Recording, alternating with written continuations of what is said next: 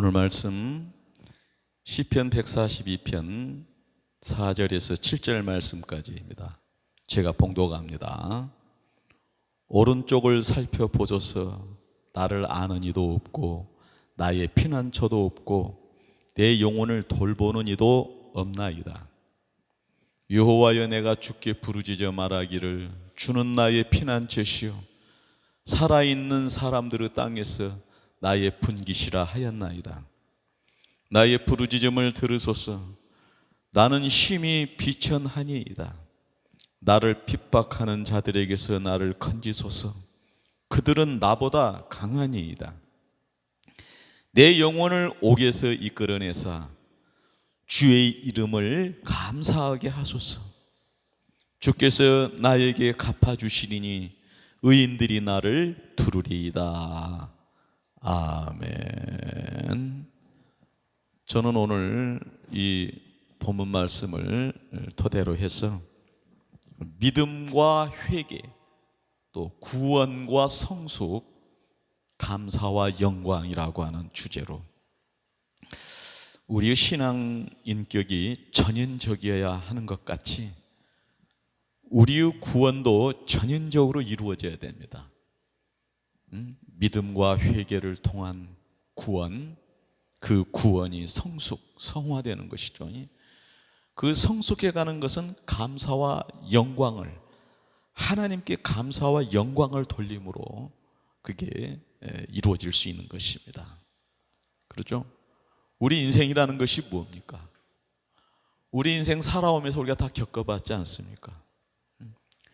이리 좀 피해보면 될까, 저리 좀 피해보면 될까. 의지하려고 해도 우리의 그 진정한 피난처가 될 수 없는 것들밖에 없었지 않습니까? 우리가 아무리 부르짖고 아무리 애원해도 우리의 피난처가 어디 있고 우리의 영혼을 돌봄을 받을 곳이 어디 있습니까? 우리는 하나님께 향하여 우리가 부르짖는 심령으로 오늘 이 설교를 들어주시기를 바랍니다. 진짜로 간절한 마음으로 부르짖는 심정으로 우리와 같이 참 버려질 수밖에 없고 멸망받을 수밖에 없는, 그래야 마땅한 존재들이었잖아요. 우리가 그런 비천한 우리가 주 예수의 복음을 전하고 우리가 경건히 산다는 것은 정말 핍박받는 길이거든요. 디모데후서에서 바울 사도가 디모데에게 복음과 함께 고난을 받으라고 그렇게 당부하잖아요. 그 아들같이 사랑하는 제자에게 그러거든요. 경건하게 사는 것은 핍박을 받는 것인데 우리가 그 길을 가자는 거잖아요. 왜? 생명의 멸류관, 의의 멸류관이 예비되어 있기 때문에 그렇다는 사실이에요. 우리 하나님께서는 우리를 이러한 그 절망과 같은 우리를 가두고 있는 이 현실에서 우리를 이끌어내 주시고 우리가 그 이름을 감사하고 영광 돌릴 수 있도록 하나님께서 우리를 은혜 베풀어 주신 것을 믿습니다. 뿐만 아니라 오늘 이후로도 우리에게 정말 이 답답한 심정, 그래야 현실적인 문제를 우리가 보면은 참 자신감이 없고 주저하고 망설이고 이런 가운데 있지만은 오늘 우리의 죄를 사하시고 우리를 새롭게 하신 우리 성령님의 은혜를 우리가 힘입었으니 이제 우리를 그리스도께로 인도해 주신 주의 성령님의 은혜를 힘입어서 이제 우리 앞에 펼쳐지게 될 줄로 믿습니다. 주님이 기뻐하시는 일이 펼쳐지게 될 줄로 믿습니다.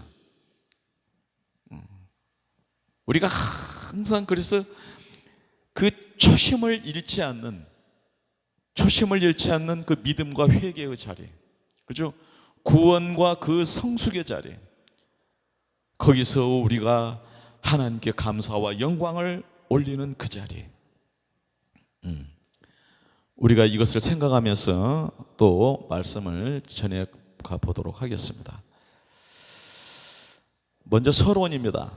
믿음과 회개, 구원과 성숙, 감사와 영광이라는 이 주제들은 우리 신앙생활의 핵심이요 깊은 영적 과정을 담고 있는 보물과도 같습니다. 서로 분리될 수 없는 동시적인 것으로 이해됩니다. 믿음은 그리스도를 의지하는 신뢰이며 회개는 죄에서 돌이켜 하나님께로 향하는 내적 변화입니다. 구원과 성숙은 분리된 것이 아니라 성령 역사 속에서 이미 주어진 구원과 점진적으로 이루어지는 성숙이 함께 이루어지는 과정으로 이해됩니다.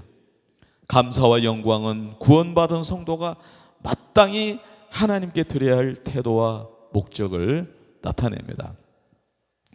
즉 믿음과 회개는 은혜로 주어지고 구원받은 성도들은 성숙해 가면서 모든 상황 속에서 하나님께 감사와 영광을 세세토록 올려드리는 것입니다. 모든 상황 속에서입니다. 기쁠 때나 슬플 때나 건강할 때나 병들었을 때나 그러죠? 핍박을 받을 때나 영광을 받을 때나 우리는 변함없이 우리 예수님이 그러하셨듯이 다윗이 그래하였듯이 하나님께 감사와 영광을 올려드리는 그런 삶을 살아야 할 줄로 믿습니다. 먼저 믿음과 회개입니다. 개혁주의에서 믿음과 회개의 위치는 구원의 서정에서 개혁주의의 구원의 과정에서 소명, 중생, 회심 그 안에 믿음과 회개, 칭의, 성화, 칭의, 양자, 성화, 영화의 순서를 강조합니다. 여기서 회심은 믿음과 회개가 함께 일어나는 사건으로 설명됩니다. 그리스도와의 연합입니다. 믿음과 회개는 단순한 인간의 행위가 아니라 성령께서 신자를 그리스도와 연합시키는 과정에서 나타난 반응이라는 것입니다. 할렐루야죠. 내가 믿는 것이 아니라 성령님이 내 안에 오셨어. 제가 이제 이 말씀을 자주 드리죠. 그리스도의 의는 완전한 의예요. 오직 그리스도의 의만이 완전한 의예요. 그 의를 우리 것으로 삼아 주셨어요. 택함을 받은 백성들의 것으로 삼아 주셨어요. 어떤 방법으로? 성령을 부어주시는 방법으로. 우리에게 성령이 부어지셨어요. 그렇기 때문에 우리에게 부어진 성령님은 우리를 십자가에서 죽으시고 부활하신 예수 그리스도를 믿도록 우리 안에 믿음의 역사를 일으켜 세우시는 역사를 하십니다. 그래서 그 십자가에서 죽으신 그리스도와 연합하게 하시고 부활하신 예수님과 연합하게 하시는 거예요. 할렐루야. 그게 믿음과 회개라는 것입니다. 믿음의 의미는 오직 믿음으로 옵니다. 개혁주의는 오직 믿음을 강조합니다. 믿음은 인간의 공로나 행위가 아니라 그리스도의 의를 받아들이는 통로예요. 앞서 말씀드린 대로 강권적인 그 하나님의 은혜로 우리에게 성령을 부어주시는 거예요. 그래서 그리스도의 의가 우리에게 부어졌어요. 신뢰와 의탁입니다. 믿음은 단순한 지적 동의가 아니라 자신을 전적으로 그리스도께 맡기는 신뢰예요. 자신을 전적으로 그리스도께 맡기는 거예요. 그런데 이 시대를 보면은, 이 시대를 이렇게 조명해 보면은, 제가 하는 말이 아니라 우리 신학자님들이 하신 말씀이에요. 크리스찬으로서 살면서, 크리스찬이라고 자처하면서 그리스도께 맡기지 않고 살아가는 그 삶이 있단 말이에요. 우리 이거 진단해 봐야 됩니다. 나 자신을 전적으로 그리스도께 맡기고 살고 있는가 하는 문제를 한번 우리가 심도 있게 우리가 고뇌해 봐야 돼요. 성령 역사입니다. 믿음은 인간의 결단이 아니라 성령의 선물로 주어진다는 사실이에요. 성령을 우리에게 부어주실 때에 믿음이 생긴다는 말씀이죠. 회개의 의미입니다. 회개는 내적 변화입니다. 칼빈은 회개를 단순한 감정적 후회가 아니라 마음과 삶의 방향 전환으로 설명했어요. 마음과 삶의 방향 전환. 세상을 향하던 마음이, 그러죠? 예. 세상 것만 그냥 추구하면서 살던 삶이 이제 방향 전환을 한 것이, 하나님께로 방향 전환을 한 것이, 그것은 하나님의 은혜의 결과입니다. 회개는 인간의 노력이나 공로가 아니라 하나님의 은혜에 의해 주도되는 사건이라는 사실이에요. 하나님의 은혜에 의하여 주도되는 사건이에요. 성령님은 항상 우리를 이렇게 주도해 가고 계십니다. 우리를 그렇게 이끌어 가고 계셔요. 우리가 거기에 편승해야 됩니다. 우리가 그 성령님께 우리 자신을 맡겨야 됩니다. 그리고 그 성령님의 인도하심을 받아가야 됩니다. 그 그리스도를 따라가야 되는 것이에요. 죄사함과 복음의 핵심은, 회개는 단지 구원의 과정 중 하나가 아니라 죄사함을 실제화하는 복음의 본질적 요소로 강조된다는 사실이에요. 복음의 본질적 요소. 예수님의 첫 외침이 회개하라 천국이 가까웠느니라. 회개하고 구원을 받은 자들은 예수님만 의지하고 사는데, 예수님만 의지하고 사는 것이 뭐예요? 세상에서 우리가 많은 일들을 겪어요. 실패도 겪고 좌절도 겪고 절망도 겪고 때로는 뭔가를 좀 얻은 것 같은 그런 성취감도 없겠지. 이 모든 과정에 그리스도를 의지하는 거예요. 실패와 좌절을 겪을 때에 자기 자신을 살피는 거예요. 자기 자신의 그 죄와 그 허물로 인해서 그 원죄라고 하는 그 막강한 그 권세로부터 나 자신이 자유롭지 못한 것을 알아요. 그런데 분명한 것은 하나님의 말씀에 순종하게 되면 그 원죄를 이긴다니까요. 극복한다니까요. 그래서 예수 그리스도를 믿는 자들은 일상을 살아가는 동안, 일상 속에서 항상 자기 자신을 살피고 회개하는 것, 새롭게 결단하는 것. 아, 이 죄의 권세가 나를 이렇게 가로막았었구나.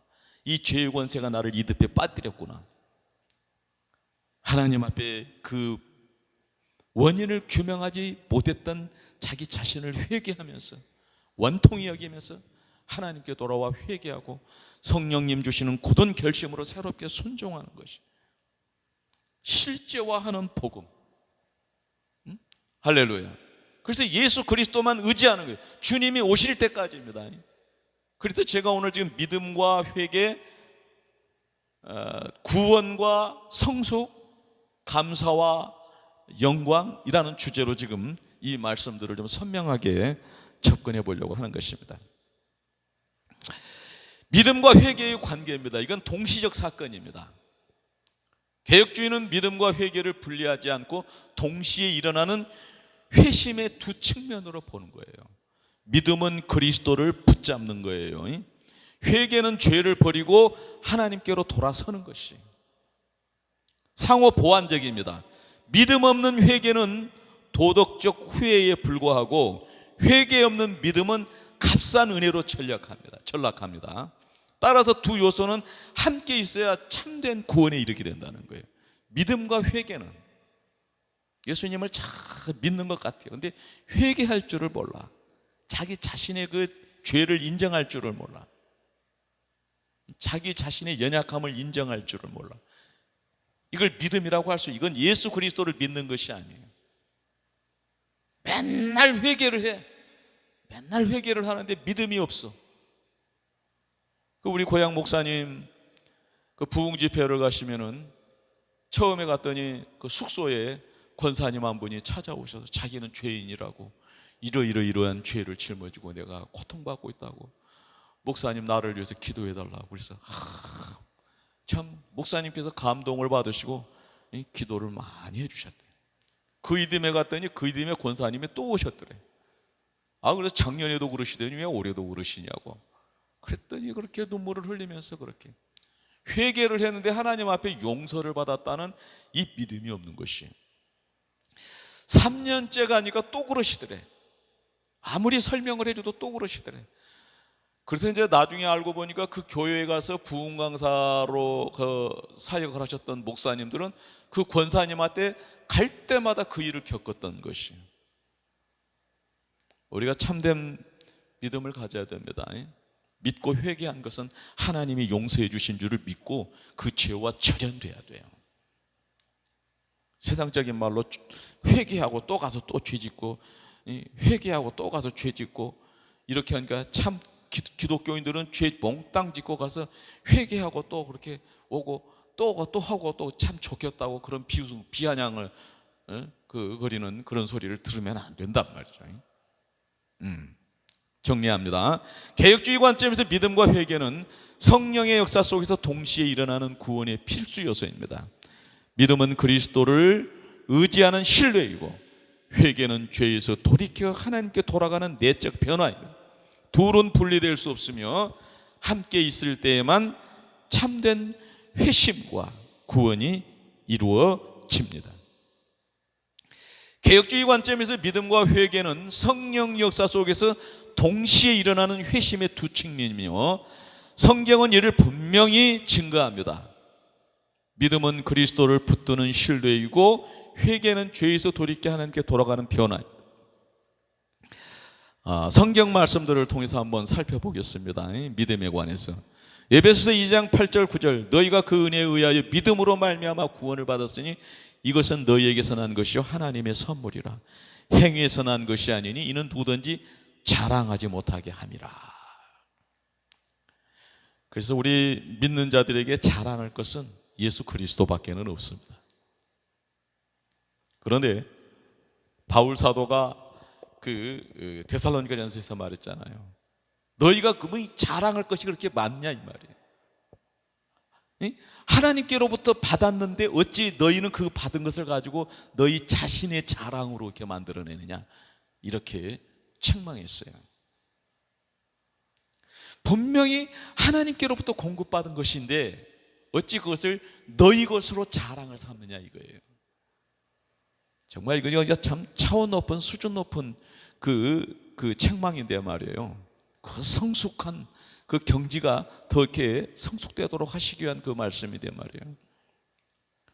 자랑할 것은 우리 예수 그리스도밖에는 없는 거예요. 자, 하나님께서 우리를 택정하셨죠. 우리에게 성령 부어주셨죠. 성령님이 우리 안에 믿음을 일으키셨죠. 모든 일을 능케 하시죠. 승리하게 하시죠. 자랑할 것은 주님밖에 없어요. 이걸 알아야 돼요. 개혁주의의 믿음은 인간의 공로가 아닌 하나님의 선물로 이해해야 됩니다. 이거 잘 기억하세요. 믿음은 구원의 조건이 아니라 은혜를 받아들이는 통로라는 사실이에요. 믿음은 구원의 조건이 아니죠. 조건이 아니라 선물이에요, 믿음은. 그런데 하나님께서 왜 그것을 우리에게 선물로 주시냐면은 은혜를 받아들이는 통로가 되게 해도 우리를 통로를, 그 통로를, 구원의 통로를, 은혜의 통로를 우리에게 열어주셨단 말이에요. 히브리서 11장 1절 말씀에 믿음은 바라는 것들의 실상이요 보이지 않는 것들의 증거니라. 믿음은 단순히 지적 동의가 아니라 보이지 않는 하나님과 약속을 확신하는 신뢰예요. 요즘 지금 여호수아서를 지금 큐티하고 있죠. 가나안 땅 정복을 이미 이것은 이겨놓은 전쟁이다. 그런데 여호수아와 그 이스라엘 백성들이 믿음으로 순종하는 거예요. 근데 그들이 믿음으로 가지 않고 작은 죄라도 짓게 되면 패배하는 거예요. 가나안 땅을 하나님이 천군 천사들을 동원해서 싹 쓸어놓고 깨끗하게 해놓고 거기에 들어가 살아라 하지 않는 그 이유가 뭔 줄 알아요? 순종이에요. 순종, 믿음이에요. 믿음을 갖고 살게 하기 위해서, 믿음 가지고 순종하며 살게 하기 위해서, 그 약속의 땅은 그래야 되기 때문에 그 믿음과 순종으로 정복하고 믿음과 순종으로 유지돼야 되는 거예요. 제가 이제 결론에 가서 말씀드립니다. 그 믿음과 순종에서 떠났을 때 그 가나안 땅은 환란이 임하게 된 것이고, 그 약속의 땅에서 다 뿔뿔이 다 찢어져야만 됐던 것이, 하나님과의 약속을 확신하는 신뢰. 예수님 이름으로 축원합니다. 회개에 관한 성구 해설이 있습니다. 사도행전 3장 19절 말씀, 그러므로 너희가 회개하고 돌이켜 너희 죄 없이 함을 받으라. 이같이 하면 유쾌하게 되는 날이 주 앞으로부터 이를 것이오 라고 말씀합니다. 회개는 단순한 후회가 아니라 죄에서 돌이켜 하나님께로 돌아가는 적극적인 변화예요. 단순한 후회가 하는 거야. 죄에서 돌이킨다. 그렇죠? 하나님께로 돌아간다. 이게 적극적인, 할렐루야, 예수님의 이름으로 축원합니다. 요한일서 1장 9절 말씀에 만일 우리가 우리 죄를 자백하면 그는 미쁘시고 의로우사 우리 죄를 사하시며 모든 불의에서 우리를 깨끗게 하실 것이요 그랬어요. 우리 죄를 자백한다. 하나님 앞에 죄를 자백한다. 그리스도를 믿고 구원받은 공동체에서 자기 죄를 자백한다. 사람들 앞에서 자기의 연약함과 자기의 죄를 고백한다. 굉장히 의미 있습니다. 제 경험으로만 봐도 나 혼자 이것은 참 잘못된 것이야, 이것은 내가 하나님 앞에 용서를 구하고 다시 이렇게 하지 않아야지, 이렇게 하면서도 그 죄의 문제가 그렇게 해결되는 케이스들도 있어요. 그러나 그렇지 않을 때도 있어요. 그럴 때는 하나님 앞에 더 적극적으로, 회개한 그 공동체 앞에 더 적극적으로 자기 자신을 자백할 줄도 알아야 돼요. 그러면 공동체가 위해서 기도할 것 아니겠습니까? 하나님의 역사가 그렇게까지 더 강하게 회개를 할 때 하나님의 더 강한 은혜를 부어주시는 거예요. 참된 회개는 자백과 용서를 동반하며 하나님은 회개한 자를 반드시 깨끗게 하신다는 사실이에요. 그래서 자기 죄를 회개하고 새롭게 된 그 은혜를 통해서 그 간정들이 얼마나 많이 있습니까? 우리가 에스겔 18장 32절 말씀에 나 주 여호와가 말하노라 나의 기뻐하는 바는 악인이 죽는 것이 아니라 악인이 그 길에서 돌이켜 떠나 사는 것이라. 하나님이 기뻐하시는 것은 이거예요. 구약에 보면은 누가 번제를 몇 마리를 드렸느냐, 누가 더 많이 드렸느냐, 뭐 이런 것을 가지고 그냥 그때 하나님께서 하시는 말씀이 내가 그 피와 그 고기를 좋아하는 것이 아니다. 누가 성전문을 닫았으면 좋겠다는 거예요. 에? 하나님의 원하시는 것은 상한 심령이라는 거예요. 자기 죄악을 인하여서, 자기 연약함을 인하여서, 자기가 하나님을 떠나 사는 것 때문에 괴로운 것을 인하여서 하나님 앞에 통회하고 가슴을 찢는, 옷을 찢는 것이 아니라 가슴을 찢는, 마음을 찢는, 그것을 하나님이 기뻐하신다는 거예요. 그것을 원하시는 하나님이 가장 기뻐하신 제물은 그것이라는 거예요. 짐승을 죽이는 그런 형식적인 그런 제사가 아니라 마음을 찢는, 통회하는, 그것을 하나님이 기뻐하시는 것이라는 사실이에요. 할렐루야. 그래서 우리가 돌이켜서 그 악에서 돌이켜서 하나님께로 돌아가는 거예요. 회개는 심판을 피하는 것이 아니라 생명을 선택하는 길이라. 참 우리 개혁주의, 우리 믿음의 선진들이 이렇게 좀 정의해 놓은 거 보십시오. 회개는 심판을 피하는 것이 아니라 생명을 선택하는 길이래요. 하나님께서는 회개하는 자의 생명을 기뻐하신다는 거예요. 집에 있는 장자보다 탕진하고 돌아오는 탕자를 더 사랑하신다는 것이에요. 항상 그 시점, 그 핵심을 갖고 그 핵심이 유지되기를 예수의 이름으로 축원합니다. 두 번째로는 구원과 성숙입니다. 개혁주의 신학에서 구원과 성숙은 분리된 사건이 아니라 역시 성령 역사 속에서 이미 주어진 구원과 점진적으로 이루어지는 성숙이 함께 이어지는 과정으로 이해된다는 사실이에요. 구원과 성숙은 하나예요. 구원을 받았으면 구원받은 자로서의 삶이 시작이 된단 말이에요. 그것이 성숙된단 말이에요. 에베소서 2장 8절 9절 너희가 그 은혜에 의하여 믿음으로 말미암아 구원을 받았으니 이것은 너희의 것은 한 거죠. 하나님의 선물이라. 행위에서 난 것이 아니니 이는 누구든지 자랑하지 못하게 함이라. 구원은 하나님의 선물이에요. 구원은 전적으로 하나님의 은혜의 선물이며 인간의 공로가 아닌 믿음을 통한 은혜의 수용이에요. 우리는 항상 이것을 유념하고 이것을 갖고 있어야 돼요. 그렇지 않으면 주님 자랑이 아니라 자기 자랑을 하게 되는 거예요. 그러면서 신앙이 더 탈선하게 된단 말이에요. 우리는 하나님께로 받은 은혜가 갖가지 있어요. 항상 우리에게 은혜를 베풀어 주신 그리스도만을 자랑합시다. 할렐루야. 구원은 전적으로 하나님의 은혜의 선물이며 인간의 공로가 가진 믿음을 통한 은혜의 수용입니다. 로마서 5장 1절 말씀, 그러므로 우리가 믿음으로 의롭다 하심을 받았으니 우리 주 예수 그리스도로 말미암아 하나님과 화평을 누리자. 구원은 칭의로 시작되며 하나님과의 관계가 회복이 되는 거예요. 그래서 이제 우리가 그 치유라고 하는 관점도 생각해 보면 육체 치유, 뭐 심령, 뭐 영혼육 치유가 있어요. 그런데 그 치유라고 하는 것은 사회적 치유, 관계적 치유까지로 가요. 하나님과의 관계가 회복이 되면요, 우리가 인간관계 속에 살아갈 때 자연 앞에 우리가 하나님과의 관계가 단절될 수 있는 그런 요인이 발생되지 않도록 살아가는 것, 이 관계적 회복, 이거 유념하시기를 예수님의 이름으로 축원합니다. 성숙입니다. 빌립보서 2장 12절 13절, 두렵고 떨림으로 너희 구원을 이루라. 너희 안에서 행하시는 이는 하나님이시니 자기의 기쁘신 뜻을 위하여 너희에게 소원을 두고 행하게 하신다. 우리 안에서 행하게 하시는 그 하나님의 도우심을 받아, 그 인도하심을 받아서 두렵고 떨림으로 너희 구원을 이루라는 거예요. 이 마음가짐 유념하시기 바랍니다. 성숙은 인간의 노력만이 아니라 하나님께서 성령으로 역사하시는 과정이라는 거예요.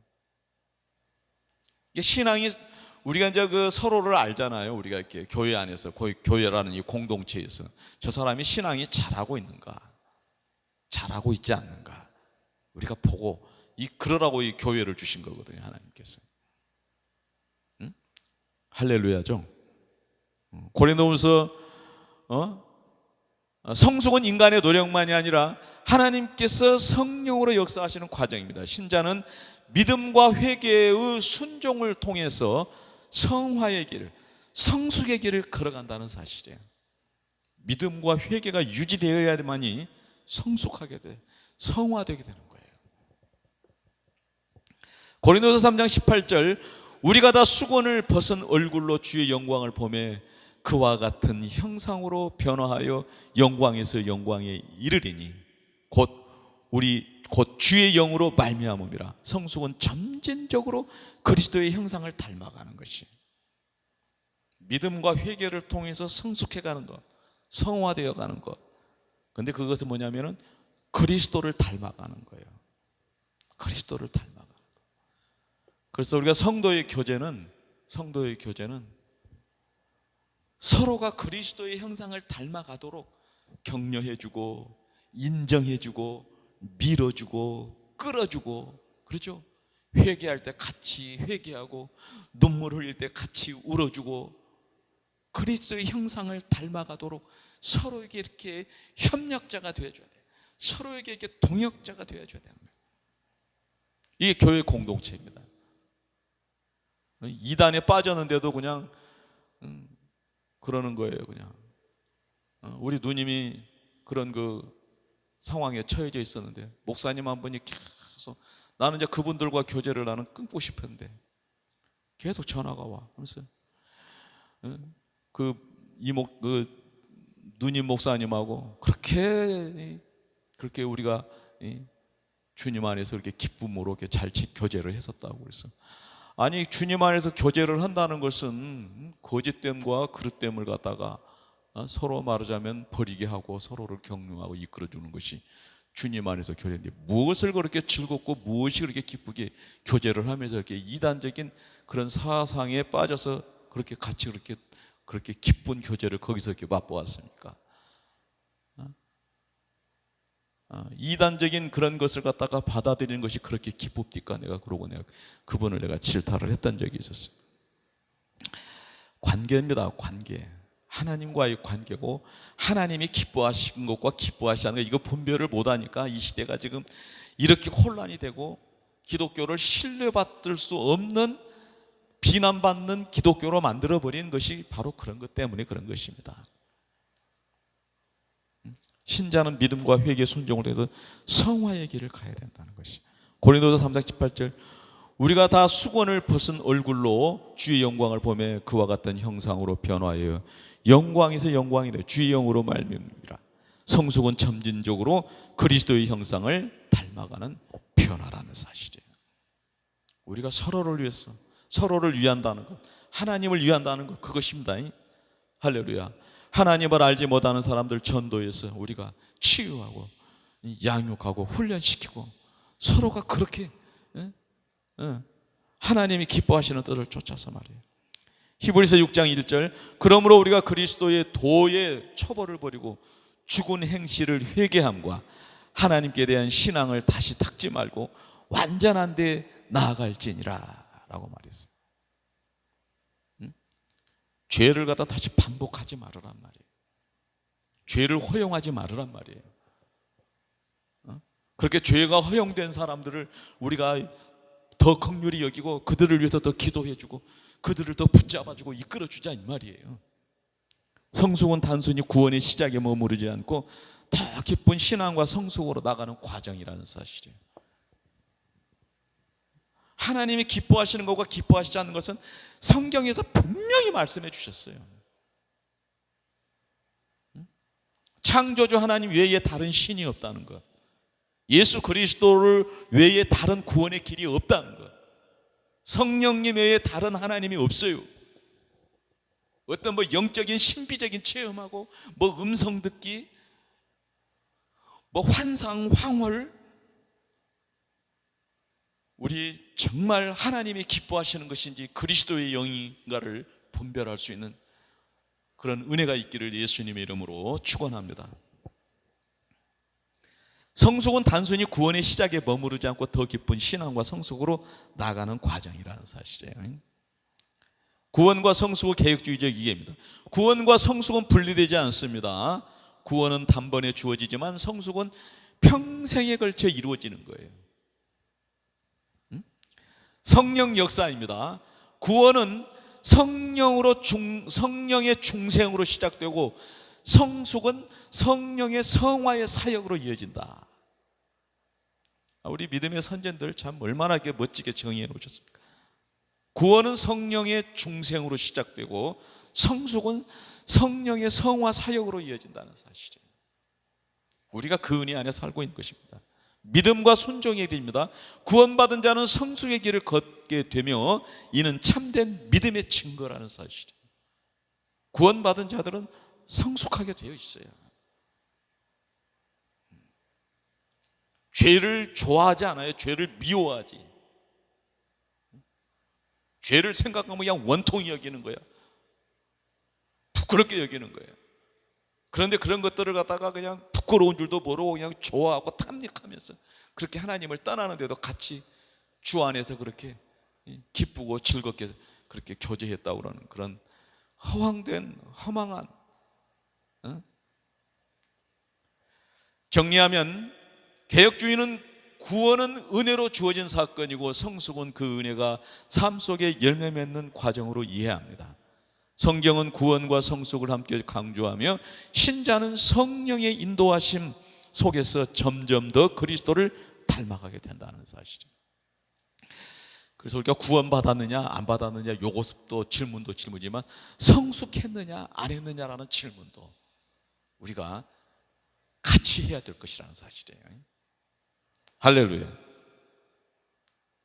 이번에는 구원과 성숙에 대한 루터와 칼빈의 이해를 비교해 보겠습니다. 그래서 이제 종교개혁 루터와 칼빈이 그 구원과 성숙에 대한 것을 어떻게 이해하고 가르쳤는가에 대해서 살펴보면서 더 확실한 면을 보기 위한 것입니다. 먼저는 루터의 구원과 성숙의 이해입니다. 구원에 대하여 루터는 오직 은혜, 오직 믿음을 강조했습니다. 구원은 전적으로 그리스도의 의가 전가되는 사건이며 인간의 행위와는 무관합니다.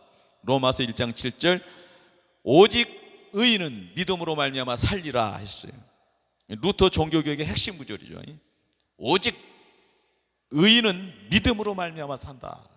인간의 공로로 구원받고 인간의 공로로 축복받고 이렇게 되는 게 아니란 말이야. 할렐루야입니다. 성숙은 루터는 성화를 구원과 분리된 두 번째 단계로 보지 않고 믿음으로 의롭다함을 받은 자의 삶 속에 자연스럽게 나타나는 열매로 이해했어요.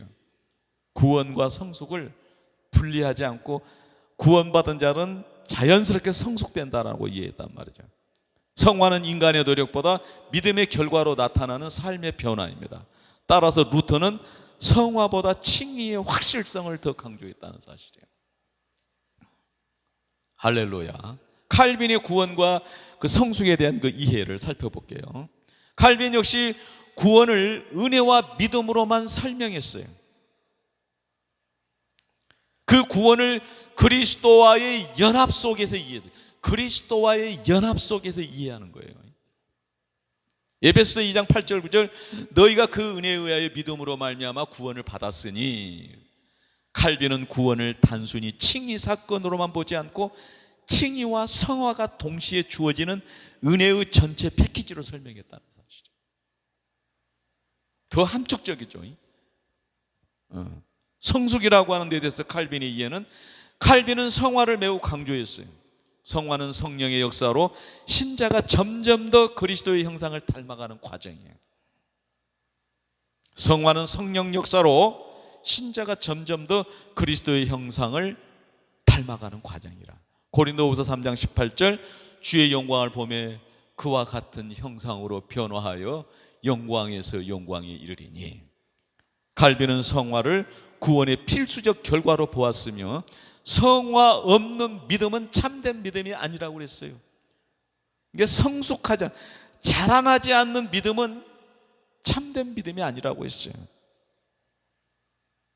응? 할렐루야. 비교표를 한번 만들어 봤어요. 루터와 칼빈에 대해서. 구원에 대한 이해입니다. 루터는 칭의가 중심이고 의의 전가를 강조했어요. 칼빈은 그리스도와의 연합 속에서 칭의, 성화를 함께 묶었어요. 성숙의 의해죠.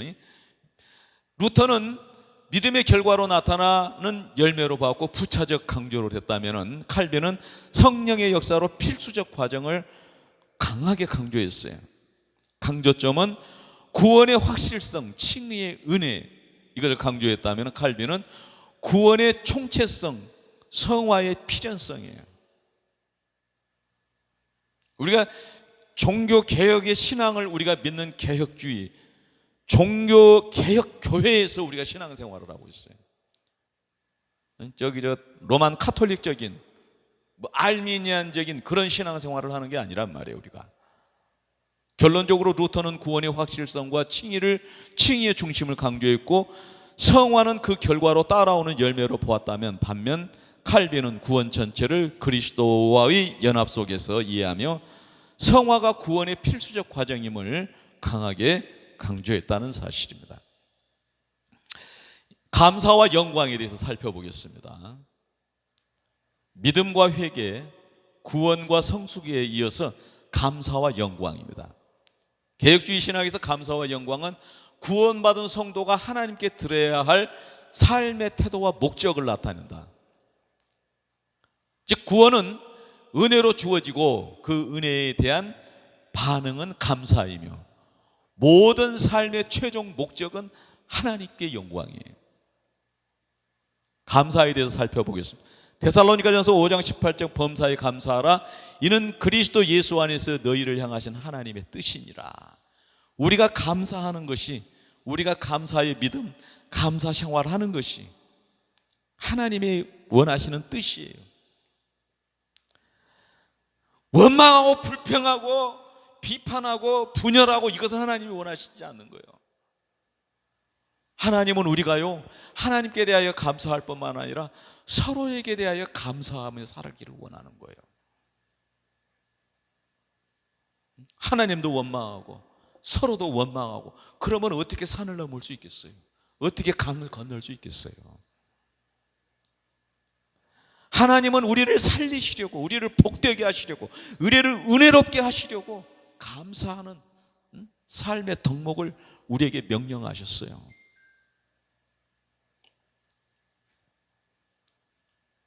감사는 특정 상황에 국한되지 않단 말이에요. 이게 잘 될 때만 감사가 아니에요. 좋을 때만 감사가 아니에요. 형통할 때만 감사가 아니란 말이에요. 불통할 때도, 고난당할 때도, 슬플 때도 하나님 앞에 감사해야 된다.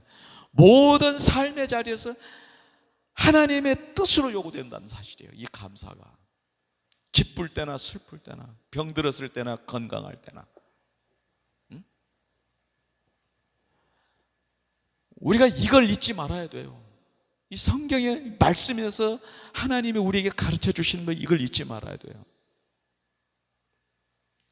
골로새서 3장 17절, 또 무엇을 하든지 말에나 일에나 다 주 예수 이름으로 하고 그를 힘입어서 하나님 아버지께 감사하라는 것이에요. 우리가 감사하라는 말을 하도 우리 한국 교회가 그냥 막 헌금을 너무 강조하다 보니까는 감사하라고 뭐 그냥 헌금 생각이 먼저 나오고, 그게 아니에요. 그게 헌금보다도 더 중요한 건 본질적인 내 마음 속에서 우러나는 진정한 감사예요. 하나님께 대한 감사 뿐만 아니라, 이 하나님께 감사하는 것은 뭐냐면 이웃과의 관계 속에서도 감사하는 거예요. 이 시대에, 한 시대에 같이 이렇게 한 공동체 안에 있는 것에 대한 감사, 우연히 만난 것에 대한 감사. 그렇죠? 내게 손해를 끼쳤지만은 그 만남을 감사로 여기고 전도의 기회로 삼고, 그렇죠? 나를 절망에 빠뜨렸을지라도 그 만남을 귀하게 여기고 감사히 여기고 하나님의 뜻이 있겠구나 생각해서 용서하고 그를 전도하고. 우리 손양원 목사님이 그 실례를 본을 보여주셨잖아요.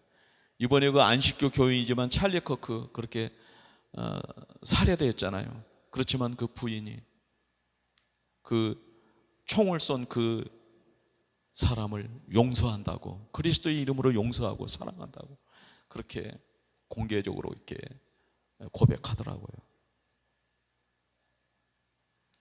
모든 삶의 자리에서. 골로새서 3장 17절, 또 무엇에나 말에나 일에나 다 주 예수 이름으로 하고 그를 힘입어 하나님 아버지께 감사하라. 감사는 단순한 감정이 아니라 삶 전체를 하나님께 드리는 태도예요. 삶 전체를, 일상을 통해서 감사를 드리는 거예요. 일상이 예배가 되는 거예요. 헌금하며 헌금만 감사가 아니라 삶 속에서 그 감사 신앙의 인격으로 살아가는 거예요. 그래야 서로 화목한 삶이 이루어지지 않겠습니까? 시편 136편 1편, 여호와께 감사하라. 그는 선하시며 그 인자하심이 영원하라. 감사의 근거는 하나님의 선하심과 영원한 그 인자하심이에요. 그 하나님의 속성을 알고 그 하나님의 속성이 성령으로 우리에게 부어졌어요. 그래서 하나님께 감사하고, 그래서 또 이웃들 간에 감사하고, 그렇죠? 자신을 낮추고 섬기고 손해봐주고 양보해주고, 그러면서 부활의 복음을 전하는 거. 예수님의 이름으로 축원합니다. 영광입니다. 고린도서 10장 31절, 그런즉 너희가 무엇을 먹든지 마시든지 무엇을 하든지 다 하나님의 영광을 위해서 하라. 모든 행위의 최종 목적은 하나님께 영광이에요. 중요하죠. 그런데 우리가 무관심하죠. 로마서 11장 31절, 이는 만물이 주에게서 나오고 주로 말미암고 주께로 돌아가미라. 그에게 영광이 세세히 있을지어다. 창조주 하나님으로 말미암지 않는 것이 없어요. 예수 그리스도로 말미암지 않는 것이 없고 성령님의 그 역사로 말미암지 않는 것이 없어요. 하나님은 모든 것의 근원, 목적, 종착점이며 따라서 모든 영광을 받으시기에 합당하십니다. 시편 115편 1절 여호와의 영광을 우리에게 돌리지 마옵소서. 우리에게 돌리지 마옵소서. 오직 주의 인자와 진리로 주의 이름에만 돌리소서. 영광을 우리에게 돌리지 마소서. 우리에게 돌리지 마소서. 오직 인자와 진리로 주의 이름에만 돌리소서. 우리의 이 신앙으로 성숙되어져 가기를 예수님의 이름으로 축원합니다. 영광은 인간에게 돌아가는 것이 아니라 오직 하나님께만 돌려야 함을 강조하는 거예요. 그런데 마귀는 와서 속삭였잖아요. 네가 하나님과 같이 되리라. 그렇죠? 제가 초대교회, 중세교회, 르네상스, 종교개혁, 계몽주의, 현대교회를 제가 살피면서 말이에요. 참, 신본주의 신학은 지금 제가 열거해드리는 이런 맥락으로 이렇게 모든 영광을 하나님께 돌리고 모든 존재의 근원을 하나님께 돌리잖아요. 그런데 철학은 르네상스에서는 신 중심의 윤리를 인간 중심 윤리로 바꿔치기를 했잖아요. 계몽주의는 또 뭐예요? 계몽주의는 그것을 한술 더 떠가잖아요. 그래서 하나님의 그 계명, 그 기독교 윤리, 그 민주주의 윤리, 그 근대 문명의 그 민주주의 윤리를 거부하잖아요. 그리고 개인의 그 개성, 자유를, 그래서 자기 욕구대로 사는 것을, 그게 거기서 자기 욕구대로 살 때 거기서 유토피아가 이루어진다고 가르치고 있잖아요. 그런데 이것이 뭐냐면 그 선진 그 유럽을 다 잠식하고 미국도 잠식시켜버리고 일본도 잠식시키고 대한민국을 지금 잠식하고 들어오고 있어요. 지금요. 유엔, 유럽 국가들, 제3세계 국가들이 말이에요. 그 하나님의 그 법을 대적하는 그런 법안들, 그런 정책들 속에, 그래서 그런 정책들 속에 그 운영되고 있는 나라들이 다 부도 위기에 몰리고 그 허덕이고 있는 것들을 제가 다 성경 관점학당에서 나름 이렇게 분류했어요. 할렐루야. 모든 영광은 하나님께만 돌리시길 예수님 이름으로 축원합니다. 개혁주의적 이해, 감사, 구원받는 성도의 삶은 은혜에 대한 지속적인 감사로 특징지어진다. 지속적이어야 된다. 유지돼야 된단 말이죠. 이따 살피겠습니다. 영광, 인간의 존재 목적은 하나님의 영광을 위하여라는 웨스트민스터 소요리 문답 제1문 1답과 일치합니다. 인간의 제일된 목적이 하나님을 영화롭게 하고 그를 영원토록 즐거워하는 것이라. 관계, 감사는 은혜에 대한 반응이고 영광은 삶의 최종 목적입니다. 즉 감사로 살아가는 삶이 곧 하나님의 영광을 드러내는 삶입니다. 정리하면 개혁주의는 구원받은 성도의 삶은 감사로 가득 차야 하고 그 감사가 결국 하나님의 영광을 드러내는 길이라고 가르칩니다. 이번에는 감사와 영광에 대한 칼빈의 이해, 루터와 칼빈의 이해를 비교해 보겠습니다. 이건 캡처해서 좀 보시기 바랍니다. 이것도 역시 마찬가지로 칼빈에 대해서 캡처해서 한번 보시기 바랍니다. 제가 또 이 비교표를 만들었습니다. 루터는 감사에 대해서 은혜에 대한 자연스러운 반응, 믿음의 열매라고 그랬죠. 또 칼빈은 성도의 삶 전체를 지배하는 태도, 성화의 핵심이라고 말했어요. 영광은 루터는 십자가 신학 속에서 드러나는 약함, 고난 속의 영광. 칼빈은 인간의 존재 목적 자체가 하나님의 영광, 삶의 최종 목표라고 말했습니다. 강조점은 루터는 칭의 중심 은혜에 대한 반응이고 칼빈의 강조점은 구원 전체, 칭의, 성화, 삶의 목적과 방향성이라고 말했어요. 결론적으로 루터는 감사와 영광을 은혜에 대한 반응으로 강조했고 특히 십자가 신학 속에서 하나님의 영광을 이해했어요. 반면 칼빈은 감사와 영광을 성도의 삶 전체의 목적과 방향성으로 강조하며 모든 존재의 이유를 하나님의 영광에 두었다는 사실입니다. 결론입니다. 지금까지 다뤄본 믿음과 회개, 구원과 성숙, 감사와 영광을 하나의 흐름으로 정리의 결론을 도출해 보고 있습니다. 믿음과 회개하고 복음을 믿으라고 마가복음 1장 15절 말씀. 믿음과 회개는 성령의 역사 속에서 동시에 일어나는 회심의 두 측면이에요. 믿음은 그리스도를 붙드는 신뢰이고, 회개는 죄에서 돌이켜 하나님께로 돌아가는 변화입니다. 두 번째로 구원과 성숙. 에베소서 2장 8절 9절, 구원은 은혜로 주어진 사건입니다. 빌립보서 2장. 성숙은 성령의 역사 속에서 이루어지는 과정이에요. 구원은 단번에 주어지지만 성숙은 평생에 걸쳐서 그리스도 형상을 닮아가는 여정이다. 감사와 영광입니다. 데살로니가전서 5장 18절, 범사에 감사하라. 고린도전서 10장 30절, 무엇을 하든지 하나님의 영광을 위해서 하라. 구원받은 성도의 삶은 은혜에 대한 지속적으로 감사로 드러나며, 그 감사가 곧 하나님의 영광을 드러내는 삶으로 이어진다는 사실. 결론을 도출합니다. 개혁주의 관점에서 신자의 삶은 다음과 같은 구원의 여정으로 요약됩니다.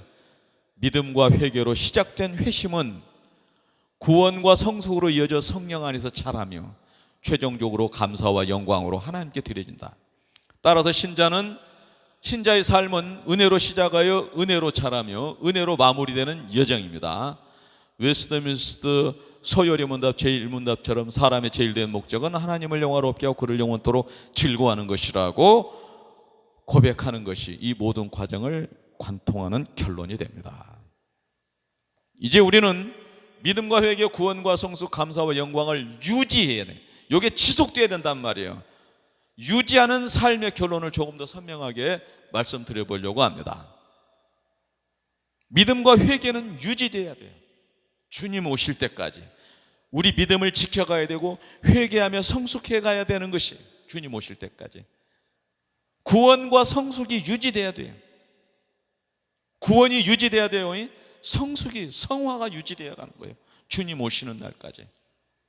감사와 영광, 주님 오실 때까지 우리는 감사하고 주님 오실 때까지 하나님을 영화롭게 하는 삶을 살아가야 되는 거예요. 핵심 메시지입니다. 믿음과 회개는 그 여정의 출발점이에요. 구원과 성숙은 그 여정의 과정이라면 감사와 영광은 그 여정의 결론이라는 사실이에요. 캡처해서 좀 자세히 보십시오. 이제 믿음과 회개, 구원과 성숙, 감사와 영광을 실제 가정과 직장, 교회 삶에서 어떻게 적용할 수 있을지 정리했습니다. 한번 캡처해서 보시기 바랍니다. 가정에서, 또 직장에서 어떻게 적용할 것인가, 또 교회에서 어떻게 적용할 것인가 한번 살펴보세요. 은혜가 될 것입니다. 결론, 가정에서 사랑과 용서로 믿음과 회개를 유지하고, 직장에서 정직과 성실로 구원과 성숙을 드러내, 교회에서 예배와 공동체로 감사와 영광을 실천합니다. 결국 신자의 삶은 어디서든지 동일한 원리로 살아갑니다. 은혜로 시작하여 은혜로 자라며 은혜로 하나님께 영광을 돌리는 여정입니다. 기도하겠습니다. 은혜로우신 하나님 아버지, 감사합니다.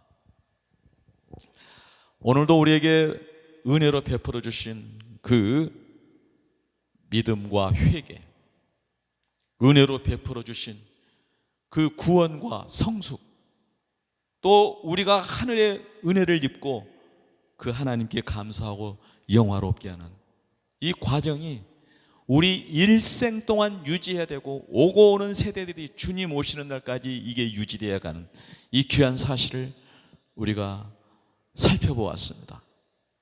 하나님 아버지, 이런 것을 우리가 알아갈 때마다 더없이 하나님께 감사하고 감격합니다. 그러나 우리가 연약하기 때문에 실수할 때도 많이 있습니다. 그러나 우리는 예수님을 의지하고 다시 일어섭니다. 다시 또 새롭고 굳은 결심으로 다시 또 순종하는 반열에 서게 됩니다. 하나님 아버지, 진심으로 감사를 드립니다. 이러한 가치들을 우리에게 맡겨진 영혼들에게 우리가 전도하고 이것을 가르칠 수 있도록, 하나님 그들을 치유하고 교육하고 파송할 수 있도록 주의 성령님 우리와 함께 해주시고 우리를 준비시켜 주셨습니다. 할렐루야, 영광 받으시옵소서. 영광 받으시옵소서. 여호수아가 가나안 땅을 정복했던 그 순종과 그 용기가 있었듯이 오늘 우리도 여호수아와 같이 믿음 가지고 순종하는 그런 용기 있는 결단이 서게 하시고, 그런 순종을 통해서 영적 전쟁을 승리할 수 있도록 하나님 역사해 주시옵소서.